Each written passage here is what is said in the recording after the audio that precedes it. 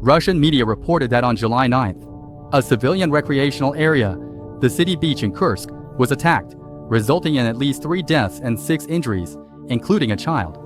A Russian Foreign Ministry spokesperson condemned the incident, stating Western-provided weapons to Kiev are responsible. These weapons are killing innocent children. Both Russia and Ukraine made tactical adjustments. The Russian military intensified its offensive, achieving localized breakthroughs with limited forces. They advanced on several fronts, including Siversk, Kupiansk, Kharkiv, and Dnipropetrovsk. Simultaneously, Russian forces launched large-scale airstrikes against Ukraine's deep rear areas.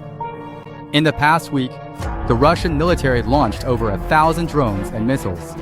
In short, Russia's tactic is to intensify their offensive on front lines while ramping up airstrikes on Ukraine's deep rear areas.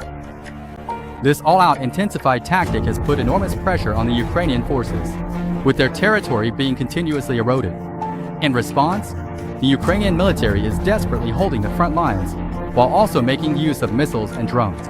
They have intensified airstrikes on Russia's border regions such as Kursk and Belgorod. There are at least 2 major advantages to doing this. First, these border regions are often key logistical hubs and ammunition storage bases for the Russian military, which boosts their own confidence. This effectively slows Russian army logistical efficiency, impacting offensive operations and strength of Russian forces on front lines, helping the Ukrainian army consolidate positions. Second, it keeps civilians in these border regions living in constant fear and anxiety. These civilians will gradually spread their negative emotions to the entire Russian public through the internet. This strengthens their anti-war sentiment. The recent attack on the Kursk city beach manifests this new Ukrainian army tactic. A week before attack on peace talks, on July 2nd, Ukrainian army struck military command post in Kursk Oblast, eliminating Russian Navy deputy commander.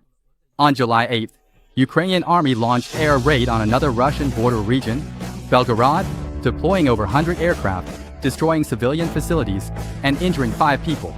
Reportedly, this air raid also struck Military Research Institute kilometers from nuclear facility. This caused a massive explosion at the scene, with thick black smoke billowing up like a cloud of demons. If true, the Ukrainian airstrike was genuinely effective. However, there's still a lack of concrete evidence for this claim. Russian authorities haven't acknowledged it, insisting no military facilities suffered significant damage.